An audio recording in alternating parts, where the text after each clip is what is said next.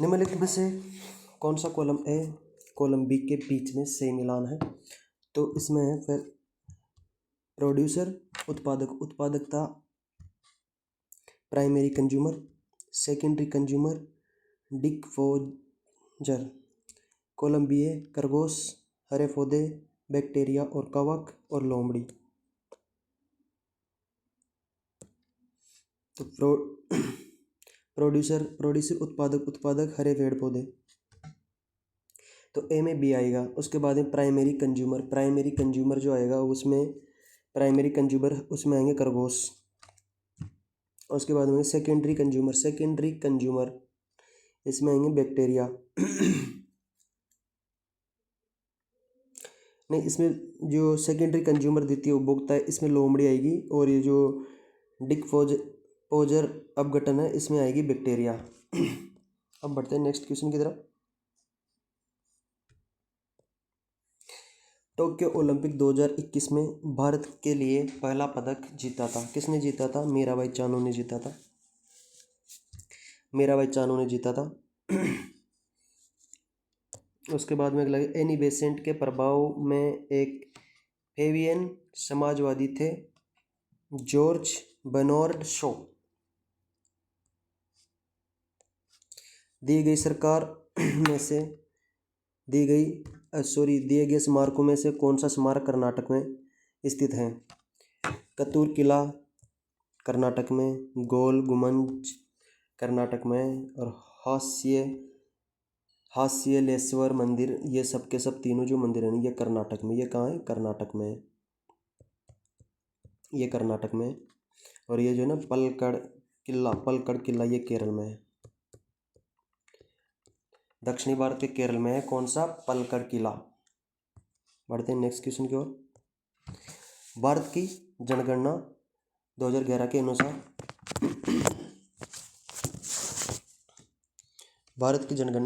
के अनुसार निम्नलिखित में से राज्यों और केंद्र शासित प्रदेशों के किस समूह में उच्चतम साक्षरता दर दर्ज की गई थी? तो वो हो जाएगा केरल और लक्षद्वीप। अगर निम्नतम पूछे भाई सबसे कम पूछे तो वो दादर और नगर हवेली की हो जाएगी। उनकी है 70.24% साक्षरता। और बिहार की साक्षरता दर सबसे कम है राज्यों में। बिहार की साक्षरता 61.8% है। बिहार की साक्षरता कितनी है? 61.8%। ये 61.8%। ठीक है, नेक्स्ट क्वेश्चन। निम्नलिखित में से किस भारतीय ओलंपिक ने फ्लाइंग टू विन शीर्षक की आत्मकथा लिखी थी? तो हो जाएगा साइना नेहवाल ने। ये साइना नेहवाल कौन है? बैडमिंटन खिलाड़ी है। बैडमिंटन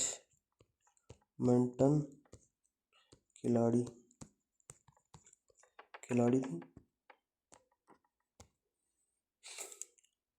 उस्ताद अल्लाह रखा साबिर खान, पंडित किशन महाराज और पंडित ज्ञान प्रकाश घोष किस वाद्य यंत्र से संबंधित है?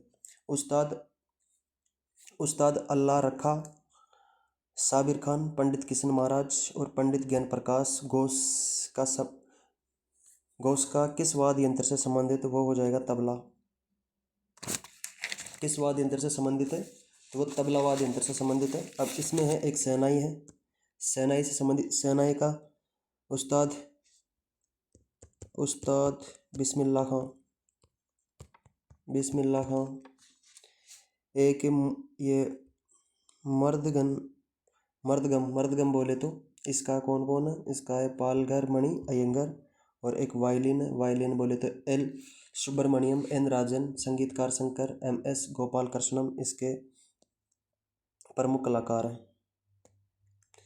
मगध साम्राज्य पर शासन करने वाले प्रथम राजवंश का क्या नाम था? मगध साम्राज्य पर राज करने वाला प्रथम जो राजवंश था वह था हरियंक वंश।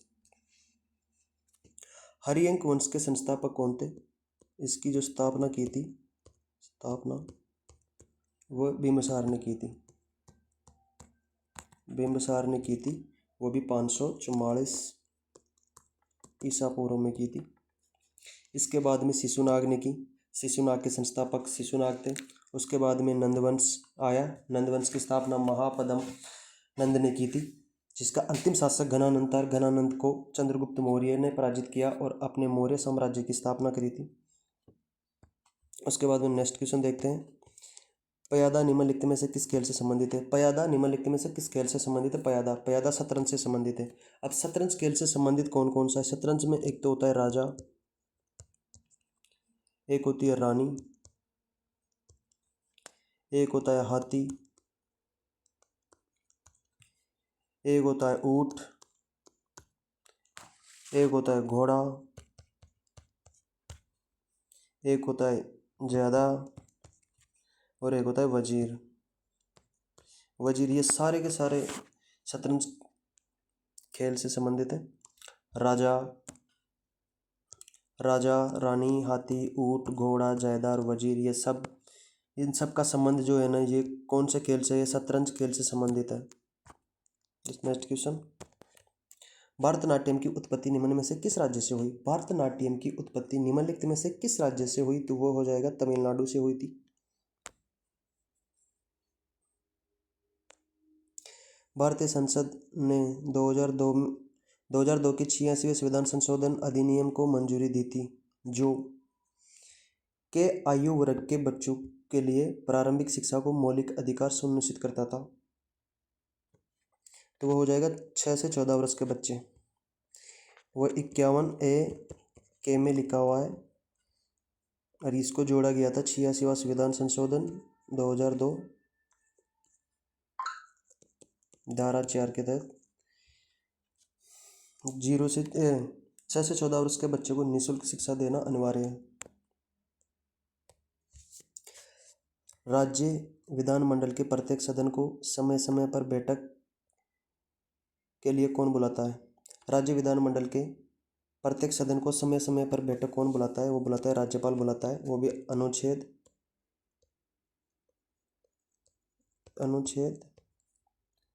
174 के तहत। महान कवि और मानवतावादी लेखक रविंद्रनाथ टैगोर ने किस घटना के विरोध में अपनी नाइटहुड की उपाधि लौटा दी थी? अपनी नाइटहुड की उपाधि लौटा दी थी। वह जलियांवाला बाग हत्याकांड 1919 में लौटा दी थी। ये जलियांवाला बाग हत्याकांड हुआ था 13 अप्रैल 1919 में हुआ था। ये पंजाब अमृतसर में हुआ था। जनरल डायर के आदेश पर गोलीबारी हुई थी। ये हुई थी। इस हत्याकांड के बाद में रविंद्रनाथ टैगोर ने अपने नाइटहुड की उपाधि वापस लौटा दी थी। भारतीय संविधान के किस अनुच्छेद में कहा गया है कि भारत का कोई भी नागरिक किसी अन्य राष्ट्र से कोई उपाधि स्वीकार नहीं करेगा? ऐसा कहा गया उपाधियों का अंत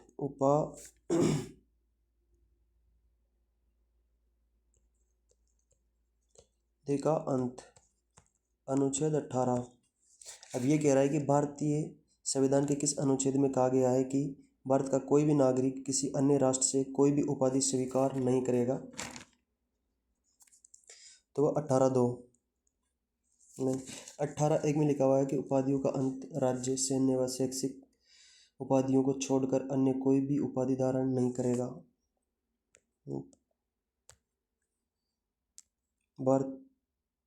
भारतीय राष्ट्रपति की न्यायिक शक्तियों और उनकी परिभाषा के संबंध में निम्नलिखित में से कौन सा युग्म गलत है? कौन सा युग्म गलत है? पढ़ो। रूपांतरण ये सजा के एक रूप को हल्के रूप में बदलने को दर्शाता है। राहत ये उस सजा के स्थान पर कम सजा देने को दर्शाता है जो मूल रूप से दी गई सजा होती है।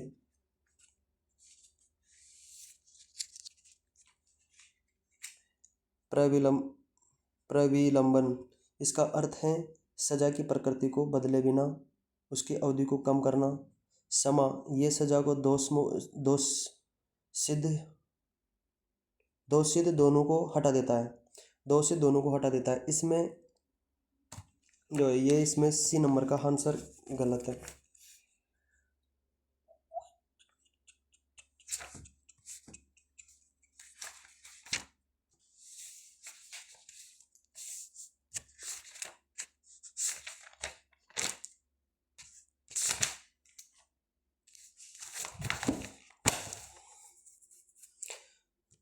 समा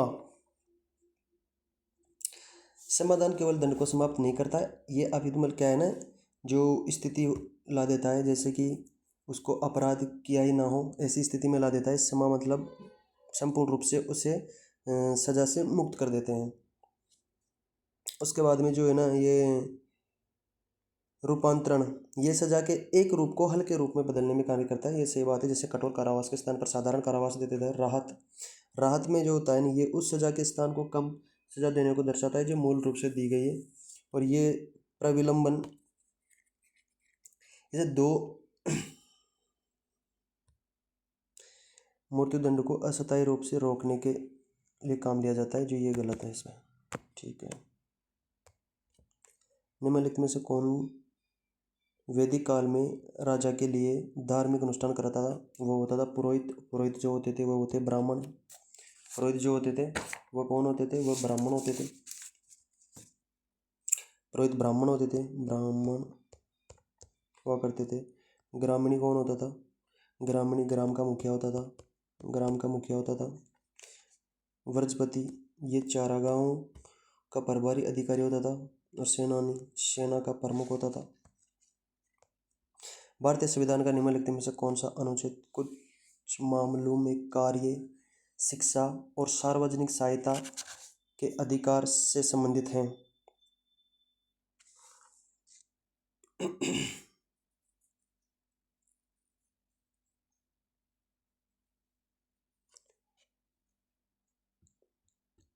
भारतीय संविधान का निम्नलिखित में से कौन सा अनुच्छेद है? भारतीय संविधान का निम्नलिखित में से कौन सा अनुच्छेद कुछ मामलों में कार्य, शिक्षा और सार्वजनिक सहायता के अधिकार से संबंधित है? वो तो अनुच्छेद हो जाएगा 41। आर्टिकल 44 में लिखा हुआ है नागरिकों के लिए समान नागरिक संहिता, समान नागरिक संहिता। आर्टिकल 42 लिखा हुआ है न्याय न्यायोचित व मानवीय कार्यों, दशाओं तथा मातृत्व सहायता के लिए प्रावधान। आर्टिकल 43 में क्या लिखा हुआ है? कर्मचारियों को निर्वहन और वेतन आदि। निम्नलिखित में से कौन से शब्द 42वें संविधान संशोधन अधिनियम द्वारा प्रस्तावित किया गया था? समाजवादी और धर्मनिरपेक्ष। 42वां संविधान संशोधन 1976 में हुआ था। 42वां संविधान संशोधन कब हुआ था? ये हुआ था 1976 में हुआ था। उस टाइम पे प्रधानमंत्री इंदिरा गांधी थी। इसमें शब्द जोड़े गए थे समाजवादी, धर्मनिरपेक्ष और अखंडता। समाजवादी शब्द का जो अर्थ था वो था समाज में आर्थिक और सामाजिक समानता स्थापित करना। धर्मनिरपेक्ष, राज्य का एक धर्म ना होकर राज्य का कोई धर्म नहीं होता था और वो सभी धर्मों को समान रूप से देखता था। ये इसमें लिखा हुआ है। निम्नलिखित में से किस भरतनाट्यम नर्तक ने 2021 में प्रतिष्ठित नाट्यम कलानिधि पुरस्कार प्राप्त किया था? वो तो चित्रा विश्वेश्वरन। कौन था? चित्रा विश्वेश्वरन। और 2025 का किसने को दिया गया है? 2025 का जो दिया गया है वो दिया गया है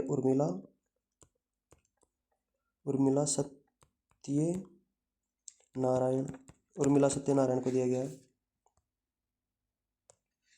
निम्नलिखित में से कौन दिल्ली सल्तनत का सुल्तान था जब दक्षिणी भारत में बहमनी साम्राज्य की स्थापना हुई थी? अच्छा, दिल्ली सल्तनत का सुल्तान था जब दक्षिणी भारत में बहमनी साम्राज्य की स्थापना हुई थी, तो वो था मोहम्मद बिन तुगलक। और बहमनी साम्राज्य की जो स्थापना की थी वो किसने की थी? इसकी स्थापना हुई थी 1347 ईस्वी में। और स्थापना किसने की थी?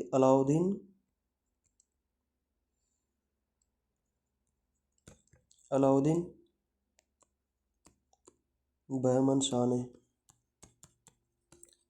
ने की थी। निम्नलिखित में से किस भारतीय लोक और जनजातीय नृत्य से संयुक्त भारतीय शास्त्रीय नृत्य के लिए यूरोपीय नाट्य तकनीकों का अपनाने के द्वारा संलयन कला बनाने के लिए जाना जाता है? उदय शंकर को जाना जाता है। दीप पंचांग के अनुसार महाशिवरात्रि मनाई जाती है। दीप पंचांग के अनुसार महाशिवरात्रि मनाई जाती है माघ कृष्ण पक्ष चतुर्दशी को। निम्नलिखित में से उत्तर प्रदेश का निर्वाह फसल का उदाहरण है। निम्नलिखित में से उत्तर प्रदेश की निर्वाह फसल है गेहूँ। उत्तर प्रदेश प्रथम स्थान गन्ना के मामले में आलू उत्पादन में पहला स्थान रखते हैं। मोहनजोदड़ो की विशाल स्नानागार की खुदाई निम्नलिखित में से किस क्षेत्र में हुई थी? दुर्ग में।